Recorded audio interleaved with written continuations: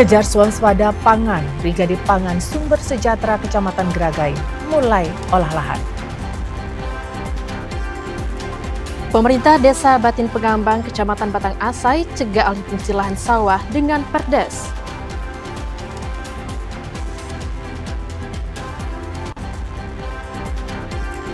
Penyaluran air bersih berkurang akibat keruhnya Sungai Batanghari.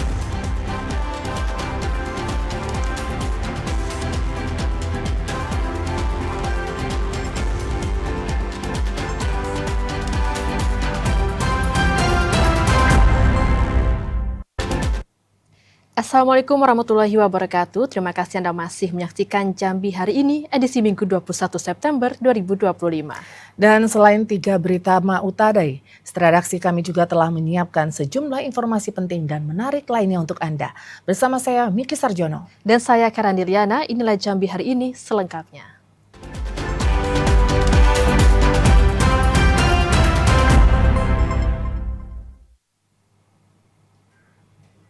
Mengawali Jambi hari ini, Saudara, kejar target swasembada pangan dan panen 3 kali setahun, Brigade Pangan Sumber Sejahtera Kecamatan Gragai mulai olah lahan. Pengolahan lahan menggunakan alsintan agar lebih efektif dan efisien waktu.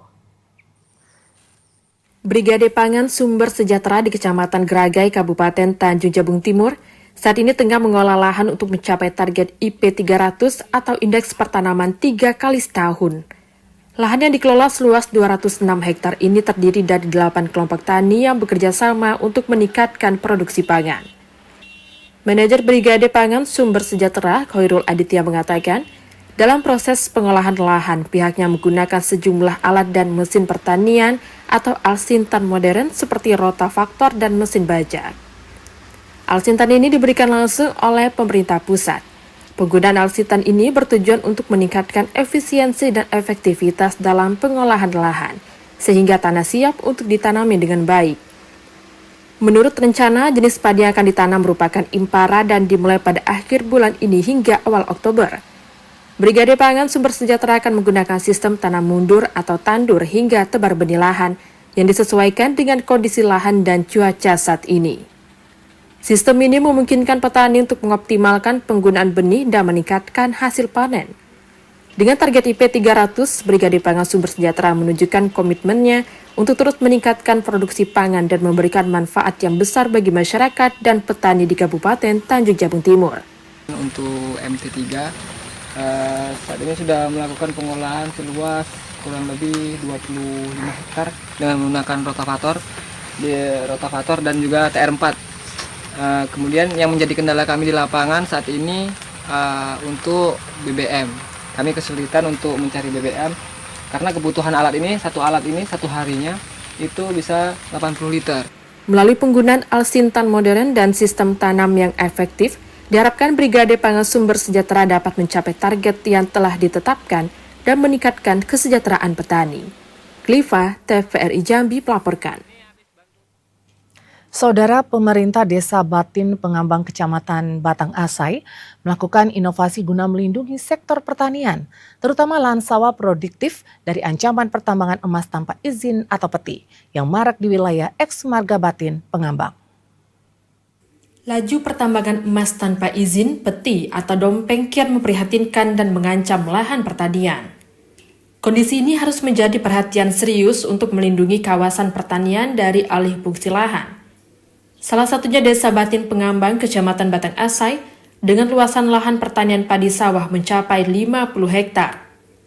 Lahan pertanian yang berada di sepanjang bantaran Sungai Batang Asai ini mendapatkan perlindungan peraturan desa Perdes. Kepala Desa Batin Pengambang Aniswen mengatakan, untuk menjaga sawah, pihaknya di pertengahan tahun 2025 ini sudah menyusun pembahasan aturan pemeliharaan, pengamanan, dan pelestarian lingkungan pertanian. Proses perencanaan penyusunan pembahasan melibatkan masyarakat dan BPD, kemudian telah ditetapkan peraturan desa termasuk sanksi hukum dan adat bagi yang melanggar Perdes. Aniswen menjelaskan Perdes atau peraturan desa ini dikeluarkan sebagai solusi mencegah alih fungsi lahan sawah produktif dan non-produktif untuk tujuan non-pertanian. Perdes keamanan dan ketertiban desa. Itu tentang peti yang pertama, tidak ada namanya penanaman peti ilegal yang Operasi. ataupun beroperasi di wilayah aliran sawah pemukiman masyarakat sampai aliran Sungai Batang Asai yang ada di lingkungan Desa Batunyama. Kemudian yang kedua tentang ternak. Biasanya ternak kambing itu masyarakat bebas, tidak ada dikurung siang ataupun malam hari. Selain mengeluarkan Perdes alih fungsi lahan, Desa Batin Pengambang juga mengeluarkan Perdes terkait hewan ternak yang tidak dikandang di siang maupun malam hari. Aturan ini dilakukan untuk menjaga produktivitas lahan sawah masyarakat. Edi Kusnadi, TVRI Jambi melaporkan. Beras stabilisasi pasokan dan harga pangan SPHP di Kabupaten Bungo semakin diminati masyarakat. Sejak tingginya harga beras medium dan premium, penjualan beras SPHP meningkat drastis. Masih mahalnya harga beras premium dan medium di pasar tradisional modern PTM Muara Bungo menyebabkan beras subsidi stabilisasi pasokan dan harga pangan SPHP dari Bulog mulai diminati masyarakat. Bahkan pedagang bisa menjual beras SPHP sebanyak 1,5 ton hingga 2 ton dalam 1 minggu. Salah seorang pedagang beras dan sembako di PTM Muara Bungo, Oyon, mengatakan, permintaan beras SPHP sudah meningkat sejak 1 bulan lalu. Terlebih harga beras yang dikonsumsi masyarakat jenis premium dan medium tidak kunjung turun. Beras SPHP dengan harga Rp63.000 per karung isi 5 kg makin banyak dicari warga. Pedagang berharap pemerintah tetap menyuplai beras SPHP melalui Bulog agar jangan sampai langka di pasaran. Berapa? Kalau untuk harga penjualan di toko 63 lah. 63 untuk masyarakat. Lain kita nolak dengan pedagang-pedagang ini. Kalau untuk kualitas banyak diminati masyarakat SPHP, tapi yang Thailand ya, dia kan ada 2 macam, ada Thailand sama Vietnam. Berarti masyarakat lebih cenderung ke SPHP, Pak? SPHP yang Thailand, kalau Vietnam kurang. Salah seorang warga, Tatik, mengatakan dengan adanya beras SPHP ini, masyarakat sangat terbantu dalam memperoleh beras dengan harga murah dan berkualitas. Beras SPHP ini berasal dari cadangan beras pemerintah CBP dengan kualitas setara beras medium, butir bersih dan aman dikonsumsi karena diproses dengan standar mutu tinggi dari Bulog. Selain itu, warga dan pedagang berharap kepada pemerintah Kabupaten Bungo agar beras SPHP ini tetap dijaga keasliannya. Jangan sampai muncul beras SPHP yang dioplos oleh oknum yang tidak bertanggung jawab. Muhriandi, TVRI Jambi melaporkan. Saudara, harga daging ayam potong dan ikan laut kembali mengalami kenaikan. Tingginya harga 2 komoditas tersebut diduga akibat kurangnya pasokan dan tingginya harga pangan ayam. Harga daging ayam potong di pasar tradisional Sengeti Kabupaten Muara Jambi naik drastis hingga mencapai Rp42.000 per kilogram. Dari sebelumnya hanya Rp38.000 per kilogram. Salah satu penyebab tingginya harga daging ayam tersebut diduga dampak dari tingginya harga pakan ayam dan berkurangnya stok ayam dari peternak. Salah seorang pedagang, Sukarman, mengatakan, dalam 1 hari biasanya mendapatkan stok daging ayam 2 pikul, namun kini hanya 1,5 pikul. Pedagang tidak mengetahui secara pasti berkurangnya stok daging ayam yang didatangkan langsung dari peternak di wilayah Kecamatan Jambi luar kota. Kenaikan harga membuat daya beli masyarakat menurun. Pedagang mengeluh karena sepinya pembeli. Pedagang berharap pemerintah dapat ikut serta menstabilkan harga sehingga daya beli masyarakat kembali normal. Merosot juga lah, itu daya beli masyarakat kan kelewat tinggi, jadi apa? Kalau kita lihat prediksi ke depan seperti apa nih, Bang? Belum tahu juga, ini masih bertahan lah ya, kalau minggu depan. Tidak hanya harga daging ayam potong, kenaikan harga juga terjadi pada ikan laut. Seperti ikan sarden, kini dijual Rp38.000 dari harga Rp33.000 per kilogram. Kemudian ikan sare di harga Rp35.000 dari semula Rp30.000 per kilogram. Kenaikan harga ini disebabkan cuaca buruk yang membuat nelayan tidak berani melaut. Kenaikan harga juga terjadi pada ikan air tawar, di antaranya ikan nila yang kini dijual Rp38.000 dari sebelumnya Rp34.000 per kilogram. Azam Afnan, TVRI Jambi melaporkan. Sementara itu, saudara, harga cabai merah yang melambung tinggi membuat pedagang di Pasar Muara Bulian, Kabupaten Batanghari mengeluh. Kenaikan harga tersebut berdampak langsung terhadap daya beli masyarakat yang menurun hingga 50%.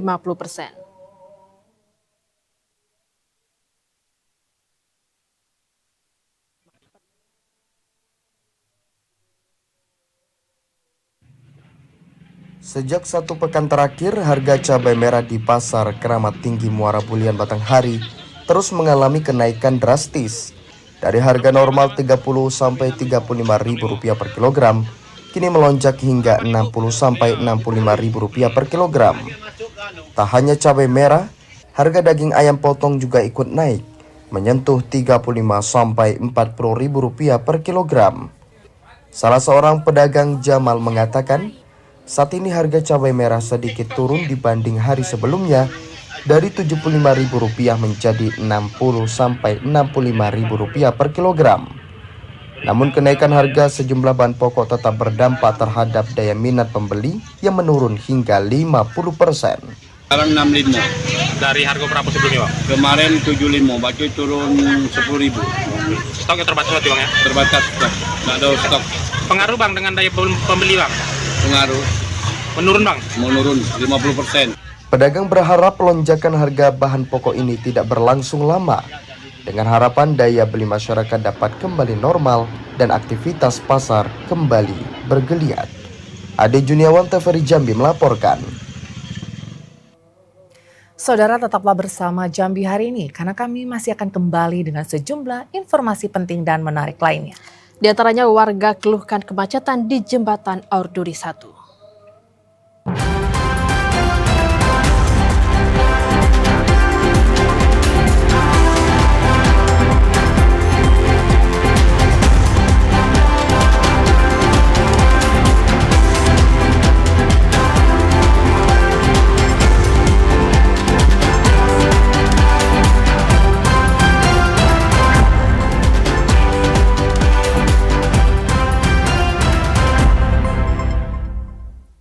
Terima kasih Anda masih menyaksikan Jambi hari ini. Saudara, PDAM Tirtamayang Kota Jambi keluhkan air Sungai Batanghari yang semakin keruh. Kondisi ini akan berdampak pada sulitnya pengolahan dan pendistribusian air bersih ke masyarakat.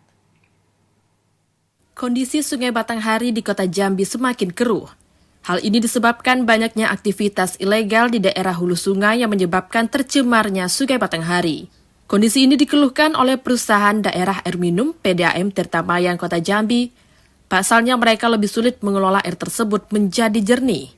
Kemudian menambah biaya produksi air bersih yang juga berdampak pada kurangnya distribusi air bersih ke masyarakat. Sedikitnya ada 14 kelurahan yang terdampak kurangnya pendistribusian air bersih. Di antaranya Kelurahan Tambak Sari, Pakuan Baru, Kebun Handil, Handil Jaya, Tehok, Cempaka Putih, Talan Jauh, Sungai Putri, Beliung, Simpang 4 Sipin, Simpang 3 Sipin, Telanai Pura, dan Solok Sipin. Direktur Utama Tirtamayang Dwi Keriantara mengatakan berdasarkan pemantauan rutin yang dilakukan Laboratorium Tirtamayang, data kekeruhan air baku dari Sungai Batanghari di Intek Aurduri dan Pulau Pandan menunjukkan kenaikan tingkat kekeruhan. Mohon perhatian kepada seluruh masyarakat, khususnya pelanggan Perumda Air Minum Tirtamayang Kota Jambi, dan juga para pemangku kepentingan sehubungan dengan kondisi saat ini. Beberapa pekan terakhir kekeruhan air Sungai Batanghari semakin meningkat sehingga berdampak pada pengolahan air yang semakin sulit dan terpaksa kami menurunkan volume produksi dan distribusi sebesar 10%. Diharapkan pihak terkait untuk segera melakukan langkah-langkah konkret dalam menormalkan Sungai Batanghari, sehingga pendistribusian air bersih ke masyarakat tercukupi dengan baik. Joko, TVRI Jambi melaporkan. Saudara, kemacetan di Jembatan Aurduri 1 Kota Jambi kembali menjadi keluhan warga. Kondisi ini sering terjadi terutama pada jam-jam sibuk sehingga mengganggu aktivitas para pengendara. Warga di kawasan Jembatan Aurduri 1 keluhkan kemacetan yang sering terjadi di jalur lintas jembatan. Khususnya pada jam kerja pagi dan sore hari, antrian kendaraan kerap terjadi hingga menghambat perjalanan pengendara. Menanggapi hal tersebut, warga mengharapkan adanya kebijakan dan solusi dari pemerintah agar kemacetan yang sering terjadi dapat diminimalisasi. Ketua Forum RT Kelurahan Teluk Kenali Ahmad Zulkifli mengatakan kemacetan di Jembatan Aurduri 1 sudah sering terjadi bahkan dalam beberapa pekan terakhir. Kemacetan ini diperparah jika ada kendaraan yang berhenti di tengah jembatan. Warga berharap pemerintah dapat menambah fasilitas jembatan atau membuat pengaturan lalu lintas yang lebih baik, sehingga mobilitas masyarakat dapat lebih lancar. Pak, apalagi kalau ada ban bocor mobil besar alat berat itu tuh macetnya sampai 15 km, Pak. Itu dari jam berapa biasanya macet daerah itu? Biasanya tuh kalau dari pagi sampai siang, kalau dari sore sampai nak maghrib. Harapan saya sebagai Ketua Forum Kelurahan Teluk Nali, atas nama masyarakat Teluk Nali, kami himbau kepada pemerintah provinsi atau pemerintah pusat, buatlah jembatan Auduri 3. Karena kalau sudah macet begitu, kami kasihan ambulan, Pak. Jembatan Auduri 1 merupakan salah satu jalur perlintasan lalu lintas antar provinsi. Jembatan ini merupakan jalur penghubung kendaraan yang menuju Riau, Jambi, dan Sumatera Selatan. Asar TVRI Jambi melaporkan. Informasi lainnya, Saudara, tim reaksi cepat rabies Kota Sungai Penuh menangkap anjing liar di 5 titik lokasi strategis. Langkah tersebut sebagai upaya mengantisipasi penyebaran virus rabies melalui gigitan anjing. Tim TRC Rabies dari Dinas Peternakan dan Perikanan Kota Sungai Penuh lakukan penangkapan hewan liar yang berada di 5 lokasi strategis di Kota Sungai Penuh. Langkah tersebut sebagai upaya pengendalian serta pencegahan terhadap penyebaran virus rabies yang baru-baru ini menghebohkan masyarakat. Kepala Bidang Kesehatan Hewan dan Kesehatan Masyarakat Veteriner Aris Armen mengatakan, penangkapan anjing liar tersebut dilakukan dengan menggunakan jaring dan selanjutnya akan dibius untuk dilakukan vaksinasi rabies dan dilakukan karantina selama 3 hari. Ya, hari ini kami ditugaskan oleh Kadis Peternakan Pak Dokter Hewan Ferry Irfan, itu selama 2 hari tanggal 17, 18 itu untuk pengendalian anjing liar. Pengendalian anjing liar itu ada 5 titik, yang terbesar titiknya itu ada di Dinas Perizinan 1 pintu, Kominfo kan satu kantor ya, dan dekat dengan kantor kita di RRI, kemudian di rumah sakit, kemudian kantor LH, kemudian di kantor komplek kantor wali kota, dan di Talalindung. Pada giat ini, pihaknya berhasil mendapatkan sebanyak 7 ekor anjing liar yang masih berkeliaran di Kota Sungai Penuh. Selain itu, pihaknya mengimbau kepada seluruh masyarakat yang memiliki hewan, termasuk ke dalam kelompok rabies, untuk dapat melakukan vaksinasi rabies. Fahlan Diandra, TVRI Jambi melaporkan. Kasus demam berdarah Denggi atau DBD masih menjadi perhatian di wilayah kerja Puskesmas Talang Bakung. Sejak Januari hingga Agustus tahun 2025, tercatat ada 14 kasus dan hampir 80% diderita oleh anak-anak.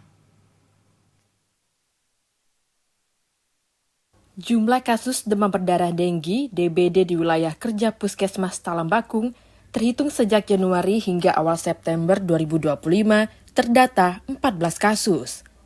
6 kasus ditemukan di Kelurahan Talang Bakung dan 8 kasus terjadi di Kelurahan Bakung Jaya. Hampir 50% penderita DBD adalah anak-anak. Anak-anak dinilai lebih rentan terserang DBD karena beberapa faktor, di antaranya sistem imun yang belum sempurna, aktivitas yang banyak dilakukan di luar rumah, hingga kurangnya kesadaran untuk melindungi diri dari gigitan nyamuk. Kalau untuk penderita DBD itu sendiri di wilayah kerja Puskesmas Talang Bakung dari bulan Januari sampai dengan Agustus itu ada 14 kasus yang meliputi Kelurahan Talang Bakung dan Bakung Jaya. Kalau untuk ini kita belum menemukan kasus sampai dengan bulan September ini, alhamdulillah. Lingkungan tempat tinggal yang tidak terjaga bersih juga menjadi salah satu penyebab. Guna menekan angka kasus DBD, Puskesmas Talang Bakung bersama kader melakukan upaya pencegahan melalui pemantauan jentik nyamuk secara berkala, edukasi ke masyarakat melalui posyandu, pertemuan warga, hingga melibatkan PKK, lurah, dan pihak kecamatan. Melalui upaya kolektif dan partisipasi masyarakat, diharapkan angka kasus DBD di wilayah kerja Puskesmas Talang Bakung dapat terkendali, terutama pada kelompok anak-anak yang lebih rentan terinfeksi. Cynthia Iwan, TVRI Jambi melaporkan. Saudara, kasus kekerasan terhadap anak masih terjadi. Sinergitas antara orang tua, keluarga, pihak sekolah, dan lingkungan sekitar harus menjadi perhatian. Pemerintah melalui lintas sektor juga diharapkan mampu membuat tindakan dalam penanganan kekerasan anak. Informasi selengkapnya akan disampaikan reporter TVRI Jambi Cynthia Permana. Cynthia, silakan laporan Anda. Ya, terima kasih. Saudara, kekerasan terhadap perempuan dan anak hingga saat ini masih menjadi isu yang perlu mendapat perhatian serius baik dari pemerintah pusat maupun pemerintah daerah termasuk di Provinsi Jambi. Meskipun dari data yang disampaikan oleh Kementerian Perlindungan Perempuan dan Perlindungan Anak bahwa kekerasan terhadap anak di Provinsi Jambi setiap tahun mengalami penurunan, namun hal ini tidak membuat kita menjadi lengah dan juga harus tetap memperhatikan apa-apa saja yang harus dilakukan agar dapat melakukan pencegahan kekerasan terhadap perempuan dan anak yang terjadi di Provinsi Jambi. Dan dari data yang didapatkan dari Simfoni PPA, Kementerian Perlindungan Perempuan dan juga Perlindungan Anak, bahwa pada tahun 2024, sepanjang tahun 2024, terdapat 457 kasus kekerasan terhadap anak dengan rincian 88 kasus kekerasan fisik, 87 kasus kekerasan psikis, 227 kasus kekerasan seksual, 6 kasus tindak pidana perdagangan orang atau TPPO, 2 kasus eksploitasi, 33 kasus penelantaran dan 14 kasus kekerasan lainnya. Di mana dari kasus-kasus tersebut seperti yang kita ketahui bahwa anak masih menjadi hal yang harus diperhatikan karena akan menjadi penerus ataupun generasi penerus bangsa untuk menuju Indonesia emas. Untuk kasus-kasus kekerasan terhadap anak di tahun 2025 berbagai upaya dilakukan oleh pemerintah, baik pemerintah pusat maupun pemerintah daerah dengan gencar melakukan sosialisasi dan juga melakukan penegakan hukum agar menimbulkan efek jera bagi para pelaku yang hingga saat ini mayoritas para pelaku kekerasan terhadap anak dan juga perempuan adalah orang-orang terdekat dari pihak korban. Dan dapat kami informasikan juga saudara bahwa pada tahun 2025 ini data hingga Juli 2025 setidaknya ada 124 kasus kekerasan terhadap anak dan perempuan yang ada di Provinsi Jambi. Berbagai upaya pencegahan tentu tak hanya dapat dilakukan oleh pemerintah saja, namun juga oleh orang-orang dan juga lingkungan terdekat, terutama keluarga yang menjadi pondasi utama atau orang yang paling dekat dengan anak, yakni berbagai hal bisa dilakukan oleh pihak keluarga ataupun orang tua seperti meningkatkan sinergi antara orang tua dengan pihak sekolah dan juga masyarakat. Selain itu, pihak keluarga ataupun orang tua juga dapat memberikan edukasi terkait hak dan juga batasan tubuh anak agar tidak serta-merta mudah untuk diberikan ataupun dipertunjukkan dan dipertontonkan kepada orang lain untuk mencegah kasus kekerasan seksual terhadap anak yang merupakan kasus kekerasan paling tinggi di Provinsi Jambi pada tahun 2024 lalu. Selain itu juga bagaimana pihak orang tua ataupun keluarga dapat menciptakan lingkungan yang aman bagi anak, di mana lingkungan yang aman yakni lingkungan ataupun rumah yang bebas dari kekerasan, tidak ada pornografi di dalamnya dan juga dapat memberikan rasa aman dan nyaman bagi anak. Selain itu, pihak keluarga dan juga orang tua juga dapat meningkatkan komunikasi terbuka terhadap anak sehingga anak mampu menceritakan dengan gamblang apa yang ia rasakan dan apa yang terjadi pada dirinya.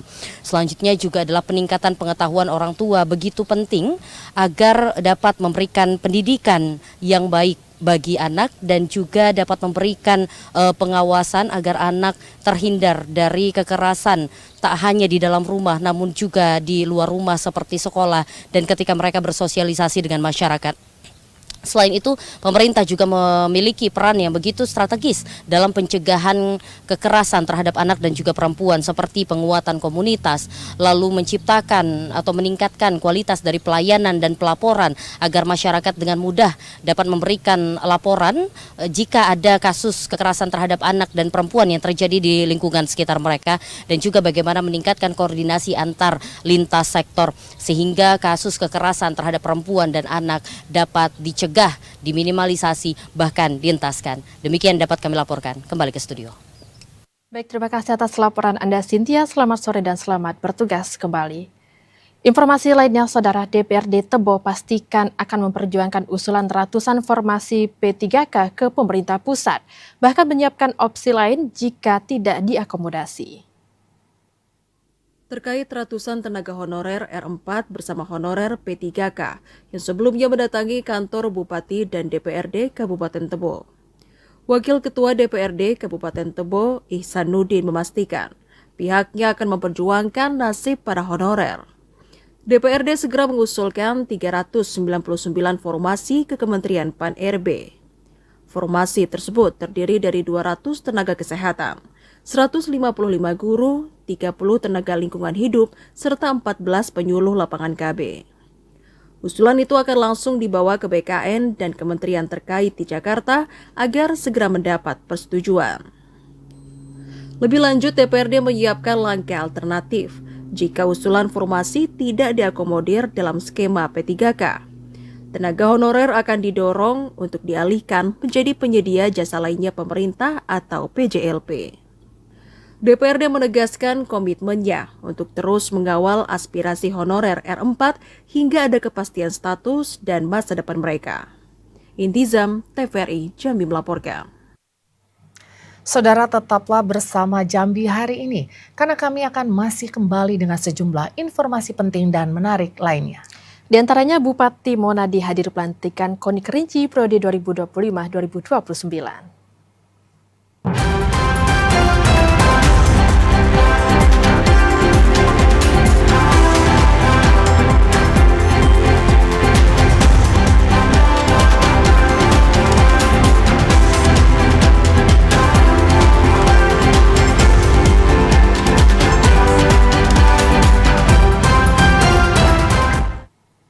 Terima kasih masih bersama Jambi hari ini. Saudara, Bupati Kerinci Monadi menghadiri pelantikan pengurus KONI Kabupaten Kerinci periode tahun 2025 sampai dengan 2029.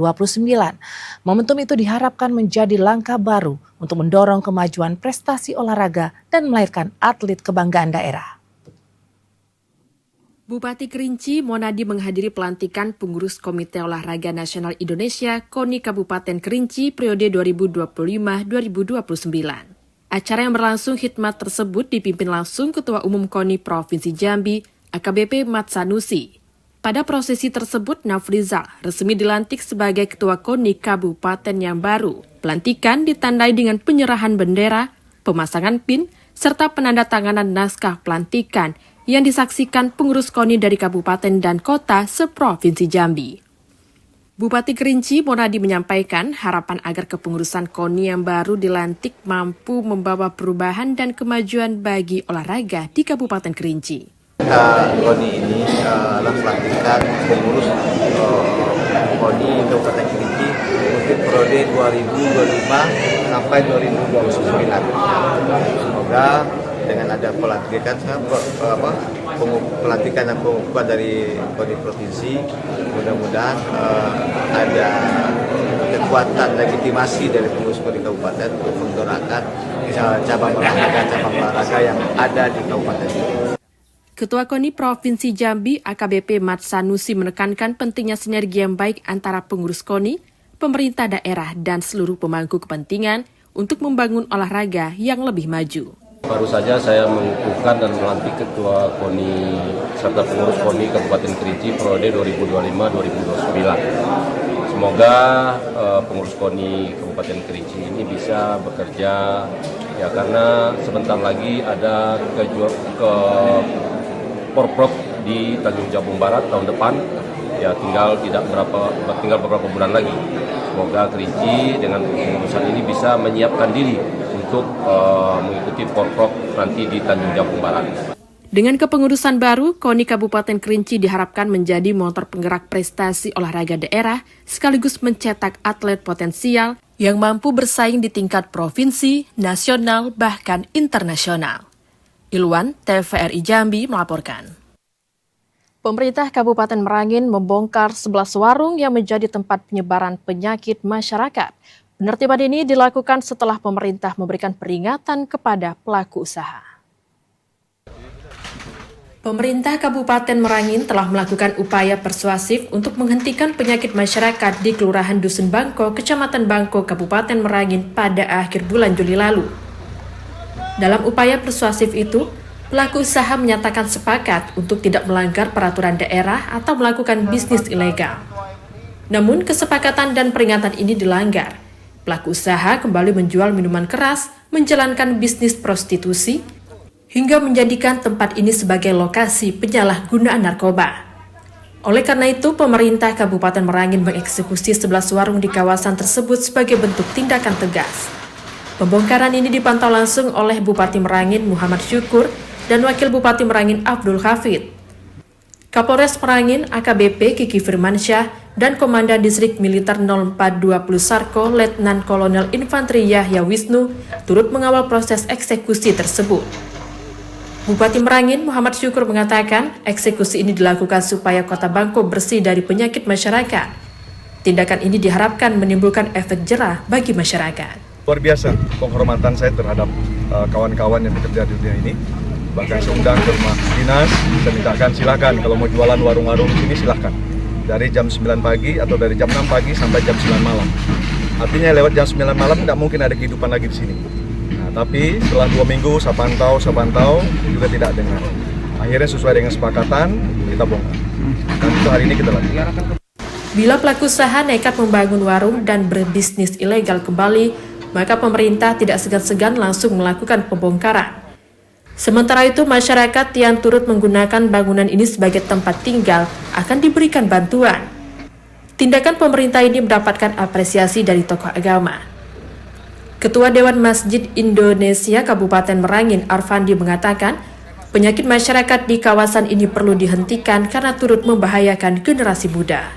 Kami tidak melehalkan, tapi kami ikut langkah Pak Bupati bahwa ini persuasif sudah dilakukan dan hari ini alhamdulillah. Mudah-mudahan ini gaungnya akan ke seluruh Kabupaten Merangin. Karena mungkin masih banyak yang akan ditindak oleh Pak Bupati, tapi itu tetap prosedur. Kami mendukung semuanya. Tidak hanya di Dusun Bangko, pemerintah Kabupaten Merangin juga akan melakukan penertiban di lokasi lain. Hal ini sebagai upaya dan komitmen untuk mewujudkan Kabupaten Merangin bersih dari penyakit masyarakat. M. Sobar, TVRI Jambi melaporkan. Saudara, tetaplah bersama Jambi hari ini, karena kami masih akan kembali dengan sejumlah informasi penting dan menarik lainnya. Di antaranya objek wisata Pantai Pasir Panjang di Kabupaten Kerinci terbengkalai.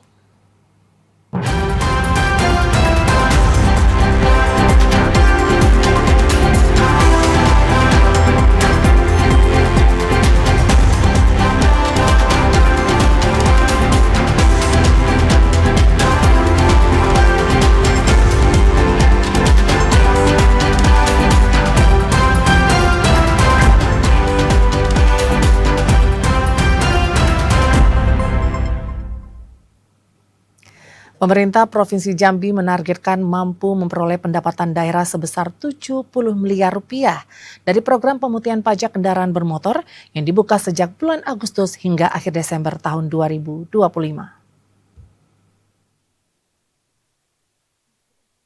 Sejak dibuka pada tanggal 19 Agustus tahun 2025, pemerintah Provinsi Jambi menargetkan pendapatan daerah sebesar 70 miliar rupiah. Dari program pemutihan pajak kendaraan bermotor, program ini berlaku selama 4 bulan hingga akhir Desember tahun 2025. Kepala Badan Pengelolaan Keuangan dan Pendapatan Daerah Provinsi Jambi Agus Pringadi mengatakan, nominal target pemutihan pajak kendaraan tahun ini ditetapkan berdasarkan database kendaraan yang mati pajak 2 hingga 5 tahun. Kendaraan-kendaraan tersebut diasumsikan merupakan kendaraan yang masih layak untuk digunakan di jalan umum berdasarkan ketentuan baru. Setiap kendaraan hanya diberikan 1 kali kesempatan untuk mengikuti program pemutihan pajak. Kendaraan yang telah mengikuti pemutihan tahun ini tidak bisa lagi mendapatkan kesempatan untuk mengikuti program pemutihan berikutnya. Mendorong pemerintah kabupaten kota untuk ikut mensukseskan program ini dengan mensosialisasikan kepada masyarakat dalam upaya untuk meningkatkan pendapatan daerah, penerimaan pajak kendaraan bermotor termasuk balik nama kendaraan bermotor. Saat ini sudah menjadi pajak obsen yang merupakan pendapatan asli daerah. Kita melihat dari database kendaraan-kendaraan yang mati pajak 2 tahun sampai dengan 5 tahun. Kenapa kita ambil 5 tahun? Karena asumsinya kendaraan-kendaraan yang dalam masa 1 sampai dengan 5 tahun itu adalah kendaraan-kendaraan yang masih layak untuk dia bisa jalan di jalan umum. Pada program pemutihan pajak kendaraan bermotor tahun 2025, pemerintah Provinsi Jambi juga memberikan diskon pokok PKB untuk kendaraan yang membayar sebelum tanggal jatuh tempo. Kendaraan roda 2 mendapatkan diskon sebanyak 5%, sementara kendaraan roda 4 didiskon sebanyak 2,5%. Randy Arta, TVRI Jambi, melaporkan. Objek wisata Pantai Pasir Panjang di Kabupaten Kerinci terbengkalai. Destinasi yang dulu ramai dikunjungi wisatawan kini tampak sepi, dipenuhi sampah dan fasilitasnya banyak yang rusak akibat tidak mendapatkan perawatan. Pantai Pasir Panjang yang berada di Desa Tanjung Tanah, Kecamatan Danau Kerinci, kini terlihat memprihatinkan. Objek wisata yang dahulu menjadi favorit wisatawan lokal maupun dari luar daerah, sekarang hanya menyisakan kenangan masa kejayaan. Pondok-pondok di tepi pantai tampak usang, kayu penyangga lapuk tergerus ombak, sementara spot foto dan dermaga yang dulu menjadi primadona kini rapuh tanpa perawatan. Akses jalan menuju lokasi juga rusak dan becek karena tergenang air dan lumpur. Sampah yang berserakan di berbagai sudut pantai menambah kesan kumuh dan mengurangi kenyamanan pengunjung. Suasana sepi meliputi kawasan wisata ini jauh berbeda dengan keramaian yang pernah terlihat 2 hingga 3 tahun lalu. Jika kondisi ini terus dibiarkan, Pantai Pasir Panjang tidak hanya kehilangan daya tarik wisata, tetapi juga menutup peluang ekonomi bagi warga sekitar. Perhatian serius dari pemerintah dan pengelola sangat dibutuhkan agar destinasi ini kembali hidup dan mampu menjadi ruang rekreasi yang layak bagi masyarakat Kabupaten Kerinci. Ilwan, TVRI Jambi, melaporkan. Saudara, Parno Adat, tradisi pidato adat khas Kabupaten Kerinci, tak hanya sekedar warisan leluhur, namun juga jadi kebanggaan budaya masyarakat di Kecamatan Siula, Kabupaten Kerinci. Tradisi ini dihidupkan kembali lewat lomba yang diikuti oleh 26 desa. Beginilah suasana lomba Parno Adat di Kecamatan Siula. Wakil dari 26 desa naik panggung satu persatu membawakan Parno Adat dengan gaya khas masing-masing. Parno Adat merupakan pidato adat masyarakat Kerinci yang syarat nilai dan petuah. Parno Adat biasanya berupa pengungkapan hajat atau permohonan, penyampaian nasihat etik dan moral, pembentuk identitas budaya, dan sarana mempererat kebersamaan dalam upacara adat seperti pernikahan dan kelahiran. Pada lomba itu, para peserta tidak hanya dinilai dari kefasihan berbahasa, namun juga dari ketepatan makna dan cara penyampaian. Antusiasme masyarakat terlihat jelas. Warga berbondong-bondong datang, mengabadikan momen dengan rekaman maupun foto, serta memberikan semangat kepada perwakilan desanya. Tokoh adat dan pihak kecamatan menilai lomba Parno Adat menjadi momentum penting untuk mempererat silaturahmi antar warga desa sekaligus mewariskan budaya leluhur kepada generasi muda. Bisa kami bersilaturahmi bersama tokoh-tokoh masyarakat yang ada di Kecamatan Siula, bisa untuk sebagai pedoman untuk generasi muda kan, supaya ada terus generasinya kan. Tujuan pertamanya adalah untuk melestarikan seni dan budaya kita, yaitu karena Parno Adat ini merupakan suatu hal yang wajib nampaknya setiap acara pesta-pesta yang kita laksanakan di desa-desa kita. Jadi sengaja kita laksanakan lomba Parno Adat ini sebagai ajang silaturahmi dari pemangku-pemangku atau tokoh-tokoh adat yang ada di Kecamatan Siula ini. Dengan partisipasi 26 desa, lomba Parno Adat tahun 2025 membuktikan bahwa semangat menjaga tradisi masih kuat di tengah masyarakat Kabupaten Kerinci, khususnya di Kecamatan Siula. Ilwan, TVRI Jambi melaporkan. Saudara, demikianlah Jambi hari ini. Terima kasih atas perhatian dan kebersamaan Anda. Saya Miki Sarjono. Dan saya Krani Lianang bersama kerabat kerja yang bertugas pamit undur diri. Wassalamualaikum warahmatullahi wabarakatuh dan sampai jumpa.